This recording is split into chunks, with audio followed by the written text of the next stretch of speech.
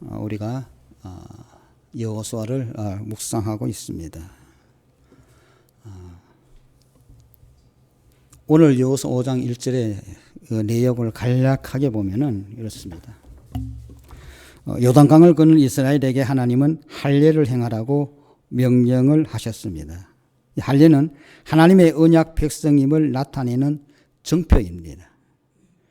출애굽 1세대는 다 할례를 받았지만 가데스 바네아에서 불신앙과 불순종으로 인해 40여 년 광야 생활 동안 모두 죽고 말았습니다. 그 기간에 태어난 애굽 2세대는 아직 할례를 받지 못한 상태였으므로 할례를 통해서 하나님과의 관계를 회복해야 했습니다. 할례 후 하나님은 애굽의 수치를 너희에게 떠나가게 하겠다라고 선포하셨고 그곳을 길갈이라고 불리게 되었습니다. 이 길갈이라는 말은 굴러간다는 뜻입니다. 첫째 달 10일에 요단강을 건넌 이스라엘은 나흘 뒤 유월절을 지키기 위해서도 할례를 받아야 했습니다. 유월절은 할례 받은 백성만 참여할 수 있기 때문입니다. 이스라엘은 가나안 땅에서 처음으로 유월절을 지켰고 그 이튿날 그 땅의 소산물로 무교병을 만들어 먹으며 무교절을 지켰습니다. 그리고 다음 날 만나가 그쳤습니다. 젖과 꿀이 흐르는 가나안 땅의 풍요로운 소산을 누리게 된 백성에게 광야의 비상식량만인 만나는 더 이상 필요가 없었습니다. 자, 5절에서 3절까지의 말씀을 보면 그렇습니다. 여기서 저는 말씀이라는 것 한번 우리가 어떻게 생각하셨던가요? 저는 어느 날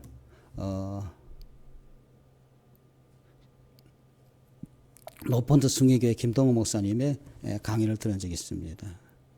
그때는 어떤 데 가면은 목사님들 첫 안수를 받고 하는 세미나였었는데 처음 말씀을 이렇게 하더라고요. 여러분, 말씀이 무엇이라고 생각합니까? 그때 그 말씀은 그 목사님이 이렇게 말씀합니다. 말씀은 하나님의 철학이요 하나님의 생각이라고 말씀하셨습니다. 그때부터는 이 말씀에 대한 게 확 뜨이더라고요. 다 많은 것들 중에서 왜 이렇게 기록된 것을 말씀이라고 하나. 그 중에 하나님의 철학이 있고 하나님의 생각이 있다는 것입니다. 오늘 하나님이 준비하신 할례의 여건은 1절에서 3절까지의 말씀이 보면 있습니다. 가나안 정복 전쟁은 역사에서 반복적으로 나타난 다른 전쟁들과는 달랐습니다. 세상의 전쟁은 침략에 대한 보복, 영토 확장 등 제국주의적 성격을 드러냅니다. 그러나 가나안 정복 전쟁은 하나님의 구원 역사를 상징적으로 보여주는 계시적 성격입니다. 이는 요단강을 건너온 후 길갈에서 행한 할례에서 드러납니다. 전쟁을 앞두고 할례를 행한다는 것은 상상할 수 없는 일입니다. 할례의 상처가 아물기를 기다리는 동안에 적의 기습이 있을 수도 있기 때문입니다. 이 내용은 우리가 창세기 34장에 보면은 디나가 세겜에서 부끄러운 일을 당하게 되는 그런 모습을 볼 수가 있습니다. 그래서 디나의 아버지 하몰이 야곱에게 청혼을 하게 됩니다. 그러나 야곱은 결정하지 아니하고 아들이 오기까지 기다렸다가 아들에게 얘기를 합니다. 그래서 그 아들들은 이렇게 얘기합니다. 우리와 같이 살려고 하면은 너희가 우리와 같이 할례를 받아야 된다. 그렇게 얘기하고 그들은 남자들이 다 할례를 받았습니다. 그렇게 하려고. 그런데 할례 받는 남자들이 전쟁할 수 있습니까? 야곱의 형제들은 공격을 해서 다 죽여버렸습니다. 이런 내용이 있기 때문에 할례라고 하는 것은 전쟁에 앞서선 할례가 참 무서운 겁니다. 그렇지만 가나안 정복에 앞서서 이스라엘 백성들을 하나님께서 할례를 하기로 했습니다. 우리가 5장 4절에서 9절까지의 보면은 할례라고 하는 게 나오는데 왜 그들이 할례를 받아야 하는가? 할례는 오늘날의 세례와도 같습니다. 할례는 언약의 표징입니다. 할례를 통해서 아브라함의 후손들은 하나님의 언약하신 복의 수혜자로 인정을 받았습니다.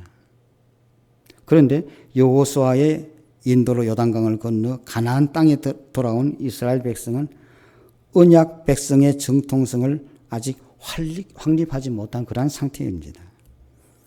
광야에서 태어난 현재 이스라엘 백성은 할례 없는 상태에 머물러 있었기 때문입니다. 하나님은 그것을 가리켜 애굽의 수치라고 하셨습니다. 하나님은 그들이 애굽의 수치를 떨쳐버리고 그분의 온전한 백성이 되기를 원하셨습니다. 그래서 이스라엘 백성이 요단강을 건너자마자 할례 명령을 내리신 겁니다. 할례는 하나님의 말씀에 불순종하는 죄악된 삶, 세상의 속박과 숙취로 상징되는 옛 삶에서 떠남을 의미합니다. 이러한 점에서 할례는 신약에 있어서 세례와 같은 것입니다. 여기서 우리는 세례의 진정한 의미는 무엇일까? 한번 생각해보는 그런 시간도 되었으면 합니다. 세례는 무엇인가? 여러분 다 세례를 다 받았지 않습니까? 받기 전과 받은 후의 세례는 뭐가 달라진 것이 있습니까? 우리 보면은 침례교에서는 침례라고 하죠. 사람을 물속에 푹 담갔다가 꺼냅니다. 그것은 저는 이렇게 생각합니다. 너의 과거의 삶 다 죽었다. 다시 끄집어낼 때는 새로운 삶, 하나님의 방법으로 살아야 한다는 그러한 의미로 느껴졌습니다. 여러분의 생각은 어떤지요? 이 세례라고 하는 것, 오늘 이 내용은 우리가 묵상하는 말씀 묵상 그게 아니고 저는 생명의 삶에서 보았던 그런 내용입니다. 그 생명의 삶의 에세이에서는 이런 내용이 있습니다. 눈물의 세례식이라는 것이죠. 있습니다. 한번 같이 들으십시오. 이제 드디어 기다리던 세례를 받았다. 한마디로 완전히 망가진 세례식이었다. 세례식 때 많은 사람이 눈물을 흘린다고 홍 집사님이 말했는데 나는 안 그럴 거라고 말한 것이 너무 부끄러웠다. 세례를 받는 그 좋은 날 왜 우냐고. 그런데 내가 그렇게 심하게 망가질 줄은 정말 몰랐다. 나는 원래 마이크 체질로 통했다. 학창시절에는 운동장에 모인 학우들이 내 한마디에 웃고 내 한마디에 감동받곤 했다. 세례받기 전날 밤 나는 5분에 맞춘 간증을 서너 번 읽고 또 연습도 했다. 한국에 전화해서 아내에게 들려주기도 했다. 아내는 너무 감동적이라고 나는 정말 남편 잘 만난 것 같다고 그랬다. 목사님이 무릎 꿇고 앉은 내 머리에 손을 얹고 힘을 주셨다. 이제 시작이다 하며 마음을 굳게 먹고 있는데 물이 내 머리를 타고 흐르자 감정이 복받치며 눈물이 왈칵 쏟아졌다. 물로 죄를 씻는 형식을 취한다고 했는데 그건 단순한 형식이 아니었다. 자리에 돌아와 앉았는데 눈물이 멈추지 않았다. 이 자리에 오늘까지 왜 그렇게 힘들고 또 오래 걸렸을까? 결국 이렇게 될 것을 뭐가 잘났다고 그렇게 버텼을까? 사람들을 펑펑 울리겠다고 자신하던 나는 없었고 죄를 용서받고 눈물 흘리는 초라한 나만 있었다. 내가 흘린 눈물에는 과거에 대한 서러움도 담겨 있었던 것 같다. 그리고 이제 죄를 용서받고 든든한 하나님 세계로 들어간다는 격한 행복의 눈물이었다. 하나님은 멋지게 간증하겠다는 나의 교만함도 여지없이 무너뜨렸다. 하나님은 잔머리 굴리는 교만한 나를 원하시지 않는 것이 확실하다. 그래도 나의 그 진심을 하나님이 들으셨으니 만족하고 행복했다. 이 내용을 들으면서 저도 와, 나는 어땠을까? 그런 생각이 들었습니다. 저는 세례를 군에 가서 받았습니다. 합동 세례식 받았는데요. 사실상 뭔가도 모르고 받았죠.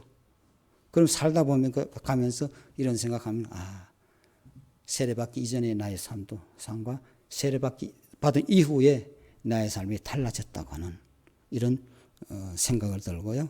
부족하지만 날마다 하나님이 원하시는 그 방법으로 살아가려고 노력해야 되겠다는 그런 생각이 듭니다. 기도하시겠습니다. 하나님, 우리가 하루의 삶을 하나님 안에서 살기 위해서 먼저 예배의 자리로 오게 하심에 감사합니다. 우리보다 앞서서 일을 계획하시고 이루시는 하나님, 우리에게 순종하는 삶을 기대하시는 하나님, 이제부터 옛 삶을 버리고 하나님만 바라보는 할례의 마음으로 살게 하여 주시옵소서. 우리를 늘 새로운 삶으로 이끄시는 예수님의 이름으로 기도하옵나이다. 아멘. 주님 가르쳐 주신 기도로